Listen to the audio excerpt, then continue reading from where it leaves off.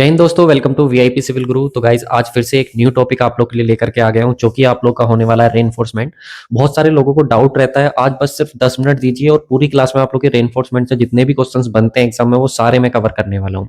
किन किन टॉपिक के बारे में बात करेंगे, चलिए एक बार उनको देख लेते हैं। बहुत मजा आने वाला है वीडियो में। देखिए यहाँ पे हम लोग बात करेंगे किन किन टॉपिक्स के बारे में कवर करने वाला हूँ। एक तो डायमीटर ऑफ रेनफोर्समेंट बार, जो कि हम लोग एमएम में देखेंगे कि कितने कितने एमएम की बार हमारे पास अवेलेबल होती हैं। दूसरा हम लोग देखेंगे वेट कैसे कैलकुलेट करते हैं हम लोग पर यूनिट लेंथ के लिए, जो रेनफोर्समेंट होती है उसका वेट कैसे कैलकुलेट करना है। उसके बाद रेनफोर्समेंट कवर की बात करेंगे, जिसको हम लोग अपना कॉन्क्रीट कवर भी बोलते हैं, तो इसको भी हम लोग देखने वाले हैं। इसके साथ ही हम लोग अपना एनकरेज वैल्यू मेन रेनफोर्समेंट की और एनकरेज वैल्यू स्टीरअप्स की, दोनों में बहुत कंफ्यूजन रहने वाला है, ट्रिक से याद करने वाले हैं, राइट। इसके साथ ही हम लोग देखें अपना टोटल लेंथ भी देखेंगे, मेन बार की टोटल लेंथ कैसे निकालते हैं जब हमने बैंड दिया हो या हुक दिया हो। दोनों के साथ देखेंगे, हुक दिया है या बैंड दिया है तो कैसे हम लोग कैलकुलेट करेंगे। और ओवरलैप्ड लेंथ कैसे निकाली जाती है। अभी हाल फिलहाल में जो एग्जाम हुआ था एसएससी का, उसमें भी क्वेश्चन पूछा गया था आप लोग का कि ओवरलैप्ड लेंथ कितनी रखी जाती है आप लोग की फुटिंग के लिए। तो सब कुछ हम लोग जो है वो देखने वाले हैं, राइट। तो वीडियो अच्छी लगे तो यार चैनल को जो है सब्सक्राइब जरूर कर लेना, क्योंकि देखो बहुत दुख होता है जब मैं चेक करता हूँ कि 60% ऑडियंस ऐसी है जो सिर्फ वीडियो देखती है और चैनल को सब्सक्राइब नहीं करती। कमेंट करोगे, लाइक करोगे तो अच्छा लगता है यार, आप लोग का सपोर्ट जब मिलता है तो। और साथ में बहुत जल्दी जो है अपने 1 लाख सब्सक्राइबर हो जाएंगे, तो प्लीज सपोर्ट करो यार, 1 लाख सब्सक्राइबर कराओ और भी बेहतरीन कंटेंट आप लोग को देखने को मिलेगा। तो चलिए स्टार्ट करते हैं। देखो सबसे पहले आता है सर हमारे पास डायामीटर ऑफ रेनफोर्समेंट बार। तो हम लोग एमएम में बात करेंगे। सबसे पहले आप लोग ध्यान रखना, जो हमारे पास रेनफोर्समेंट होती है, ये जो आप लोग का होता है इसको हम लोग अपना डाया बोलते हैं। ये आप लोग को या तो फाई से देख मतलब लिखा हुआ मिलेगा, जो मेरे नोट्स हैं उनमें या तो फाई से मिलेगा या आप लोग को स्मॉल डी से मिलेगा। तो दोनों में से कुछ भी आप लोग को मिले, स्मॉल फाई या आप लोग का डी, तो समझ जाना ये आप लोग की डायामीटर की बात हो रही है। अब किस किस डाया में अवेलेबल होते हैं हमारे पास, तो 6 mm में सर अवेलेबल होती है बार, 8 mm में अवेलेबल होती है, 10 mm में होती है, 16 mm की बार आती है हमारे पास, 20 mm की आती है, 25 mm की आती है, 28 mm की, 32 mm की, 36 और 40 mm की बार जो है हमारे पास वो अवेलेबल होती है। ये इंपॉर्टेंट है, आप लोग को एक आइडिया जरूर होना चाहिए। एग्जाम में तो नहीं पूछने वाला, बट हाँ एक ओवरव्यू होना चाहिए कि सर हमारे पास इस एमएम की जो है बार अवेलेबल होती है। ठीक है, ये क्वेश्चन इंपॉर्टेंट है। ये क्वेश्चन इंपॉर्टेंट है। जो हमारी स्टैंडर्ड लेंथ रखी जाती है 1 बार की, वो हम लोग कितना रखते हैं अपना 12 मीटर रखते हैं, ये ध्यान रखिएगा। अब देखो एक बार जो है, जैसे ये एक रेनफोर्समेंट है, तो इसकी जो लेंथ रहेगी वो कितनी रहेगी 12 मीटर। अब सर 12 मीटर क्यों रखी जाती है, तो इसके पीछे का बहुत ही सिंपल सा रीजन होता है कि भाई हमको ऐसा नहीं है कि जहाँ पे आपने बार को कास्ट किया, जहाँ पे उसको बार को बनाया वहीं पे आप लोग यूज करोगे। एक जगह से दूसरी जगह लेके जाना होता है, तो जो हमारे पास ट्रांसपोर्टेशन हो वो बहुत अच्छे से हो पाए, ट्रांसपोर्टेशन ईजी हो पाए, इसलिए हम लोग जो है अपना वो बार की लेंथ को फिक्स रखते हैं। और एक बार की लेंथ को कितना रखा जाता है, 12 मीटर रखा जाता है, ठीक। चलिए इसके बाद आता है हमारे पास सर वेट कैसे निकालेंगे। अगर कोई भी एक रेनफोर्समेंट बार है, सपोज ये आपके पास एक बार है, अब हमें पता है सर ये बार कितने की होगी, 12 मीटर की, ठीक है, क्योंकि एक बार की लेंथ कितनी होती है 12 मीटर। अब मैंने इसका बोला आपको कि इसका जो डाया है मेरे पास वो 8 mm का है, 8 mm का है। तो 8 mm का डाया है, ठीक है सर, 12 मीटर की है, ठीक है सर। मुझे ये बता दो कि इसका वजन कितना होगा, इसका वेट कितना होगा, ये मेरे को कैलकुलेट करके दे दो। तो देखो इसका बहुत सिंपल सा तरीका होता है। अगर हमको वेट निकालना पर मीटर लेंथ के लिए, 1 मीटर लेंथ के लिए हमारे पास फॉर्मूला होता है, बहुत सिंपल सा फॉर्मूला, सभी को याद होता है, 5² डिवाइडेड बाई 162 किलोग्राम पर मीटर, यानी कि 1 मीटर का जो है हमें मास किलोग्राम में देखने को मिल जाएगा, वेट किलोग्राम में देखने को मिल जाएगा। अब सर फाई क्या है यहाँ पर, तो फाई बहुत सिंपल है, डाया ऑफ बार, ठीक है, डाया ऑफ बार हमारे पास रहने वाला है। अब इसको कैसे याद करें, तो देखो बहुत सिंपल सी ट्रिक हमारे पास होती है। अगर जिनको याद है उनके लिए तो ठीक है, जिनको याद नहीं वो देख लो। जो बार होती है उसको ऐसे लिखते हैं BAR। अब हमने रीजनिंग सबने पढ़ी होती है, आर का कोड होता है 18 और बी का कोड होता है 2। दोनों में से जब माइनस करोगे आप, दोनों को जब माइनस करोगे तो कितना आएगा 16, ठीक है। तो बस 16 लिख दो, और भाई जो स्टार्टिंग में लिखा था नंबर उसको लिख दो, और ऊपर कितना आ जाएगा डाया का स्क्वायर। तो हमारे पास हो जाता है 5² डिवाइडेड बाई 162। जिसको याद नहीं रहता, कंफ्यूजन रहता है, वो इस तरीके से रिलेट करके याद रखेगा तो लंबे टाइम तक याद रख पाएगा। तो ये आप लोग की ट्रिक होगी, ठीक है। अब यहाँ पे और क्या चीज याद रखनी सर, यहाँ पे फाई जो है ना वो डाया तो है, डाया ऑफ बार तो है, लेकिन डाया ऑफ बार की यूनिट क्या रहने वाली, mm। ये ध्यान रखिएगा, आपको mm में ही वैल्यू रखनी है, तभी आप लोग का आंसर जो है वो सही आएगा, ठीक है। क्योंकि हम कैलकुलेशन ही इस फॉर्मूले की कुछ इस तरीके से करते हैं। तो यहाँ पे हम लोग जब इसको रख के सोल्व करेंगे, हमने एग्जाम्पल लिया अपना, ये जो बार ली है हमने वो 8 mm की ली है सर, फाई की वैल्यू हमने रख दी 8 mm। तो जब फाई की वैल्यू 8 mm रखी तो फाई का स्क्वायर था 8 का स्क्वायर डिवाइडेड बाई 162, तो हमारे पास आया 0.39 किलोग्राम पर मीटर। अब देखो इसका क्या मतलब है, इसका मतलब है कि अगर ये बार मेरे पास 12 मीटर की थी, ठीक है, अगर मैं इसमें से 1 मीटर का टुकड़ा निकालूं इसका, तो जो 1 मीटर का वेट रहेगा ना वो रहेगा मेरे पास 0.39 किलोग्राम। तो अब बहुत सिंपल सा हमारे पास मैथ यहाँ पे लगाएंगे सर, 1 मीटर का अगर हमारे पास जो है वेट 0.39 किलोग्राम में, तो 12 मीटर का कितना हो जाएगा, 12 से मल्टीप्लाई करा देंगे। बिल्कुल वैसे ही जैसे एक पेन का प्राइस हमारे पास जो है वो 5 रुपए है, तो 5 पेन का कितना हो जाएगा सर, मल्टीप्लाई करा दो 5/5 से, तो कितना आ जाएगा 25। बिल्कुल इसी पे हम लोग इसी का यूज करते हुए अगर हम देखें तो हमारे पास देखो यहाँ पे निकल के आया कि 1 मीटर का जो है वेट वो कितना है 0.39 किलोग्राम। तो हमें कितने का चाहिए सर, 12 मीटर का। तो हम लोग क्या करेंगे, 0.39 को मल्टीप्लाई करा देंगे अपना 12 से, और मल्टीप्लाई कराने के बाद हमारे पास कितना आ जाएगा 4.74 किलोग्राम।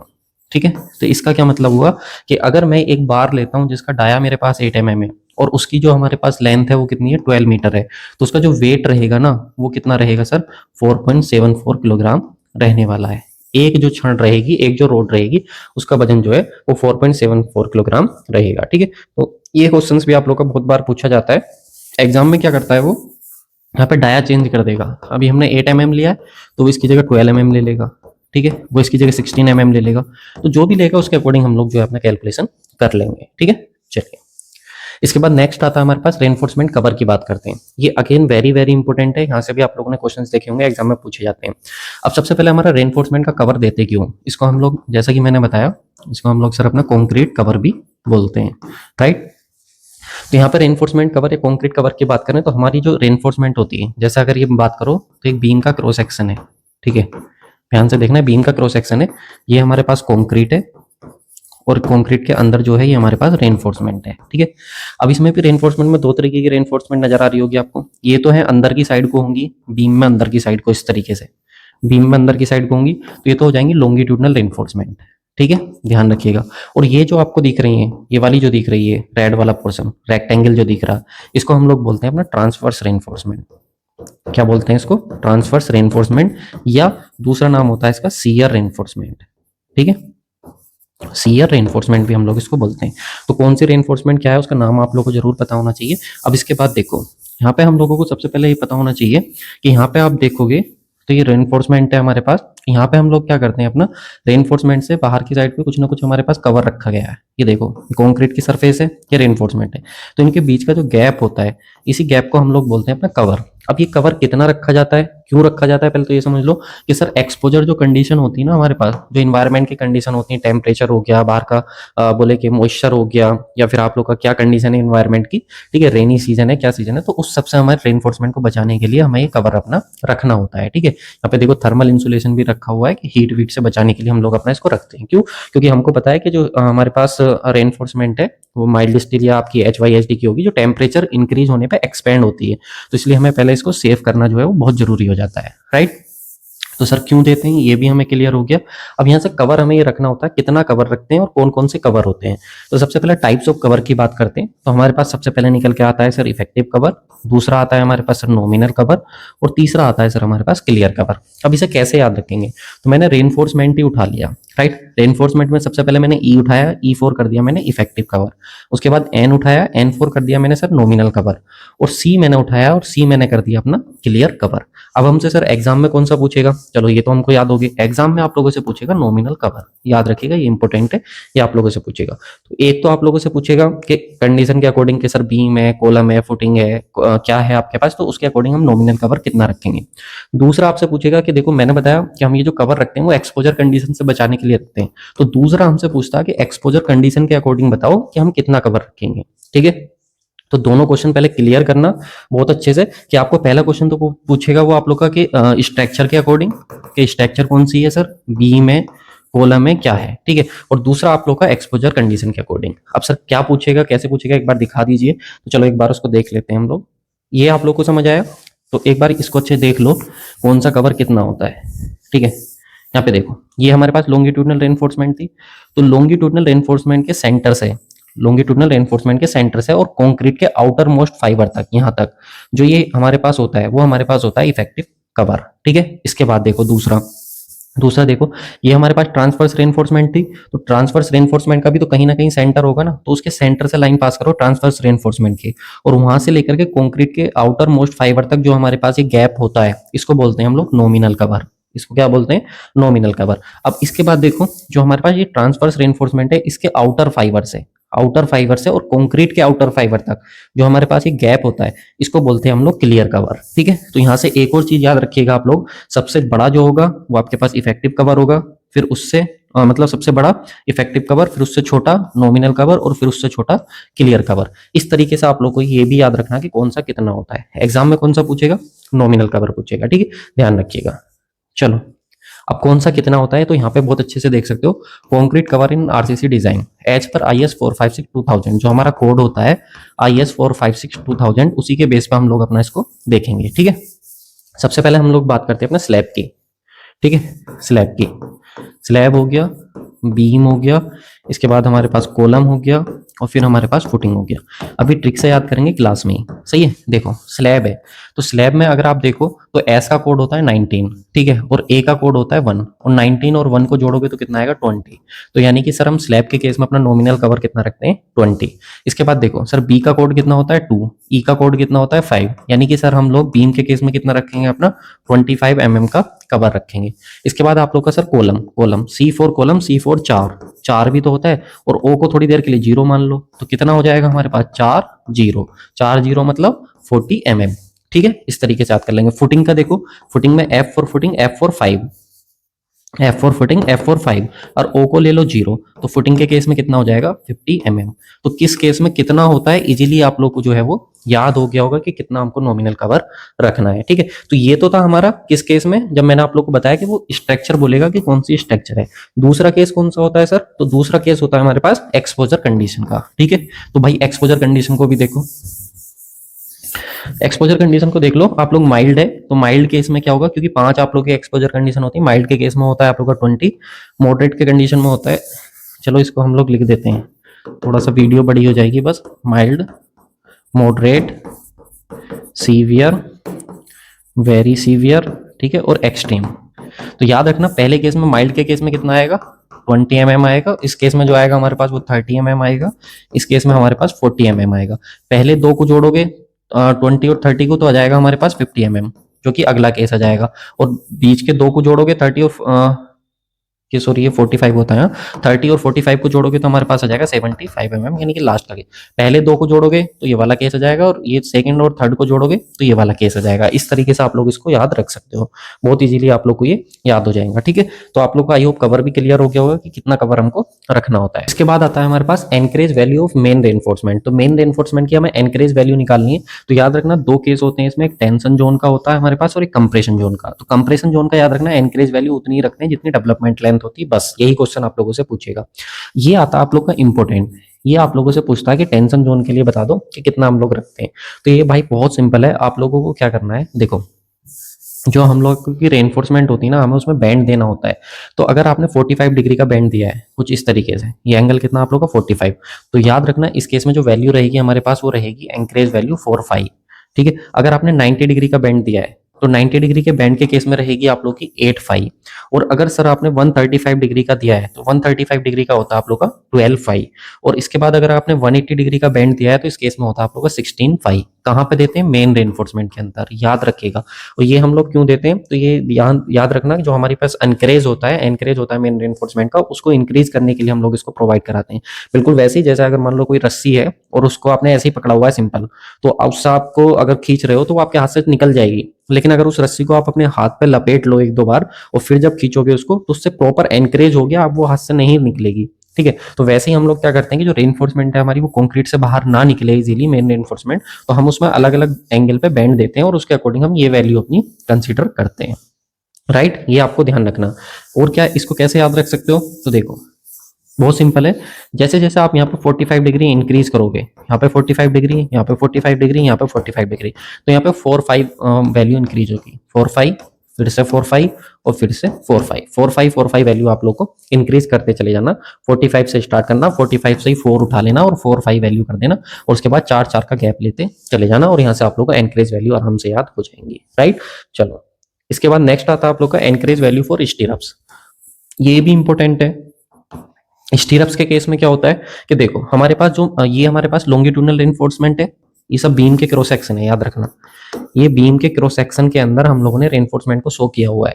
ठीक है, चाहे इसको बीम मान लो, बीम का क्रॉस सेक्शन मान लो, ये कॉलम का, राइट, तो इसको बीम का आप मान के चलो कि बीम का है। ठीक है। तो यहाँ पे हमारे पास ये मेन रेनफोर्समेंट होगी और ये हमारे पास ट्रांसवर्स रेनफोर्समेंट होगी। तो यहाँ पे देखो ट्रांसवर्स रेनफोर्समेंट को हमने 90 डिग्री का बैंड दिया हुआ 90 डिग्री का बैंड। तो ये जो 90 डिग्री का बैंड दिया हुआ है ये हमारे पास कितना रहता है, तो इसकी लेंथ रहती है हमारे पास 8 फाई। कितनी रहती है? 8 फाई। उसके बाद अगर हमने इसको 135 डिग्री का बैंड दिया हुआ है, ठीक है, इसको देख लो 135 या 45 बोले, तो इसको आप आगे एक्सटेंड करोगे फिर ये एंगल देखोगे तो कितना बैठेगा, ये 135 डिग्री का बैठेगा, ठीक है। तो 135 डिग्री पर अगर आपने किया हुआ तो ये वैल्यू रखी जाएगी आप लोगों की 6 फाई। कितनी रखी जाएगी? 6 फाई। और अगर आपने 180 डिग्री का रखा है तो 180 डिग्री के केस में देखो पूरा इस तरीके से आप उसको मोड़ दोगे, तो पूरा इस तरीके से मोड़ दोगे तो इस केस में जो वैल्यू रहेगी वो रहेगी मेरे पास 4 फाई। अब देखो इसको याद कैसे रखना है, ठीक है, ये तो हमको पता होता है। देखो स्टीरअप्स है, और स्टीरअप्स का मतलब क्या होता है आप लोग का, एस फॉर स्टीरअप्स और एस फॉर कर दो स्लो, और स्लो का मतलब होता है कम होना वैल्यू, ठीक है, क्या होता है? कम होना। तो यहाँ पे देखो वैल्यू सबसे पहले एंगल कितना था? 90 डिग्री। जैसे जैसे एंगल बढ़ेगा ना तो ये वैल्यू स्लो होती जाएंगी, स्लो होती जाएंगी मतलब कम होती जाएंगी, ठीक है। तो 8 फाई था, फिर 6 फाई आया, फिर 4 फाई आया। तो इस तरीके से आप लोग याद रख सकते हो कि स्टीरअप्स में वैल्यू क्या होती है, एस फॉर स्टीरअप्स, एस फॉर क्या होता है? स्लो होती है वैल्यू, ठीक है। इस तरीके से आप लोग याद रखोगे। या दूसरा तरीका क्या है वो देखो, हमको पता है सर जब इस पे हमारे पास ये बीम का क्रॉस सेक्शन है, जब इस पे लोड आएगा तो नीचे टेंशन और ऊपर कंप्रेशन आएगी। तो जब नीचे टेंशन आएगी तो नीचे खींचने का काम होगा, नीचे को ये खींचेगा। तो खींचेगा तो भाई सोचो अगर आपने इसको ज्यादा नहीं रखा, आपने इसको ज्यादा नहीं रखा तो ये इजीली नीचे को रेनफोर्समेंट सीधी हो जाएगी और निकल जाएगी बाहर को। सही। तो हम लोग क्या करते हैं इस केस में 90 डिग्री केस में इस वैल्यू को ज्यादा रखते हैं 8 फाई, ठीक है। फिर इस केस में हम लोग कितना कर देते हैं, थोड़ा मोड़ देते हैं इसको। जब थोड़ा मोड़ देंगे तो अब इजीली नहीं निकलेगा, तो वैल्यू को हमने कर दिया 6 फाई। और अगर हमने पूरा मोड़ दिया 180 मोड़ दिया तो अब तो वैसे ही नहीं निकलना, तो इस केस में वैल्यू को कर देते हैं हम लोग 4 फाई। तो याद रखना कि किस केस में हम लोग कितना वैल्यू रखते हैं और कैसे हम लोगों को याद रखना, ठीक है। इसको हम लोग अपना ट्रांसवर्स रेनफोर्समेंट, शियर रेनफोर्समेंट या स्टीरअप्स भी बोल देते हैं। तो इस तरीके से आप लोग को ये वैल्यू अपनी याद रखनी है, ठीक है। चलो इसके साथ हम लोग आ जाते हैं अपना total length of main bar and hook with hook and band. यानी कि हमें मेन बार निकालनी है अपनी जब हमने हुक और बैंड अपना दिया हो, तो ये कैसे कैलकुलेट करेंगे इसको देखो। तो देखो भाई इससे पहले ना आप लोग ये चीज ध्यान रखना, अगर आप लोग को ट्रिक से अपना पूरा कंप्लीट सिविल इंजीनियरिंग का अगर रिवीजन करना है तो ये हमारा एक कोर्स चल रहा है जो कि है सिविल मास्टरमाइंड के नाम से। आप लोगों को वीआईपी सिविल गुरु का एप्लीकेशन डाउनलोड करना है और वहां पर आप लोगों को ये कोर्स जो है वो शो हो जाएगा। आप जाकर के कंटेंट में चेक कर सकते हो, सारा चीजें आप लोगों को शो हो जाएंगी कि क्या क्या इसमें आप लोग को मिल रहा है, राइट। बहुत ही बेहतरीन कोर्स है। अगर आपने कहीं से भी अपनी थ्योरी कंप्लीट करी और आपको अगर पीवाईक्यू चाहिए, चाहे वो आपके एसएससी जेई के हो, आरआरबी जेई के हो, डीडीए जेई के हो, गेट, ईएससी, पीएसयू, या फिर आप लोग का स्टेट जेई, स्टेट एई, या फिर गुप्ता एंड गुप्ता बुक, तो सभी का आप लोग को इसके अंदर सॉल्यूशन मिल जाएगा। यूथ फिंगरप्रिंट का सॉल्यूशन भी मैं इसी के अंदर करा रहा हूँ, ठीक है। तो वो एक बार आप विजिट कर लेना। और इस सब के लिए आप लोग को वीआईपी सिविल गुरु का एप्लीकेशन डाउनलोड करना है, और लिंक मैंने डिस्क्रिप्शन बॉक्स में दे दिया। और कोई क्वेरी रहती तो आप इस नंबर पर हमसे कॉन्टैक्ट कर सकते हो। तो चलो वापस आ जाते हैं अपना। तो देखो जब हमसे वो बोलेगा कि टोटल लेंथ निकालो आप मेन बार की, जब आपने उसमें हुक दिया हो या फिर आप लोगों ने बैंड दिया हो, तो देखो कैसे हम लोग निकालेंगे। तो याद रखना हुक का केस जो होगा वो होगा जब आप उसको 180 डिग्री घुमा दोगे मेन बार को। तो मेन बार को 180 डिग्री घुमा दोगे तो उसको हम हुक बोलेंगे, और अगर उसको आप 90 डिग्री पर मोड़ोगे तो उसको हम लोग अपना क्या बोलने वाले हैं, बैंड बोलने वाले हैं, याद रखिएगा, ठीक है। तो सबसे पहले हम लोग देखते हैं अपना कि इसमें दो तीन केस आते हैं, क्रैंक लेंथ का भी आता है, इसको भी हम लोग देखेंगे क्योंकि ये भी आप लोगों से एग्जामिनर पूछता है। आपको बहुत सिंपल सा ध्यान रखना है, अगर आपने बैंड दिया है, ठीक है, आपने क्या दिया, बैंड, बैंड मैंने बताया 90 डिग्री का, तो आप जो है जो एक्चुअल लेंथ होगी बार की उसमें आप 10D से लेकर के 16D तक कुछ भी जोड़ सकते हो। जनरली हम लोग कितना जोड़ते हैं, हम लोग एक बैंड के लिए 12D जोड़ते हैं, याद रखिएगा, ठीक है। इसको यहाँ से समझो, यहाँ पे देखो हमने बैंड दिया हुआ है, मेन रेनफोर्समेंट में बैंड दिया, इधर बैंड दिया, इधर बैंड दिया, तो जो इसकी लेंथ हो गई वो कितनी होगी, L। अब एक बैंड के लिए हम लोग कितना जोड़ते हैं, 12D, तो हमने जोड़ दिया 12D।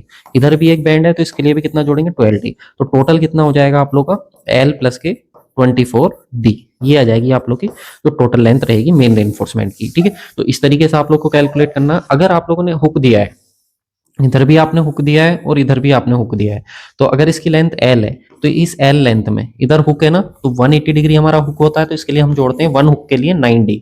तो इधर एक हुक है इसके लिए 9D, प्लस इधर एक हुक है तो इसके लिए भी हमारा 9D। तो कितना हो जाएगा, L प्लस के 18D। यहाँ पे आप देख सकते हो टोटल लेंथ कितना हो जाएगा, L प्लस के 18D, और इसका कितना हो जाएगा, L प्लस के 24D।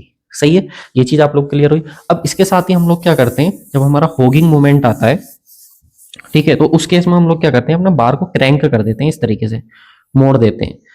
और ये जो हमारी मोड़ी हुई बार होती है इसको बोलते हैं क्रैंक, ठीक है। और इसकी जो लेंथ होती है इसको बोल देते हैं क्रैंक लेंथ, याद रखिएगा। अभी क्रैंक लेंथ कितनी लेते हैं, तो अगर आपने 30 डिग्री के एंगल पर मोड़ी है तो इस क्रैंक लेंथ को लेंगे 0.27 डी, 45 डिग्री के एंगल पर बेंड करिए तो लेंगे 0.42 डी, और 60 डिग्री के एंगल पर बेंड करिए तो लेंगे 0.58 डी। अब ये डी क्या है सर, तो डी है आप लोग का जो अपर वाला बार है और जो लोअर वाला बार है उनके बीच का जो वर्टिकल गैप है उसको हम लोग डी बोलेंगे। ठीक है, ये ध्यान रखिएगा। और यहाँ पे स्मॉल डी क्या है सर, तो यहाँ पे स्मॉल डी है आप लोग का डाया ऑफ बार।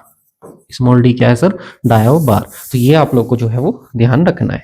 समझ आई बात। अब इसके बाद देखो इस केस में कैसे निकालेंगे, तो इस केस में बहुत सिंपल है। एक तो हमारे पास ये लेंथ हो जाएगी, ये वाली लेंथ हो जाएगी, तो ये लेंथ होगी एल प्लस के। इसके बाद एक हुक इधर दिया, एक हुक इधर दिया, तो एक हुक के लिए 9d और दूसरे वाले हुक के लिए भी 9d प्लस। ये क्रैंक लेंथ है सर। अगर मैं ये 45 डिग्री के एंगल पे जो है इसको किया है, तो 45 डिग्री के एंगल के लिए मैं कितना लूंगा 0.42d, तो यहाँ पे कितना ऐड कर दूंगा 0.42d, और कैपिटल डी मैंने आप लोग को बता दिया ये वाला जो गैप होगा। ठीक है, तो टोटल कितना हो जाएगा एल प्लस के 18d प्लस के 0.42 कैपिटल डी। तो देखो ये मेरे पास आ जाएगा।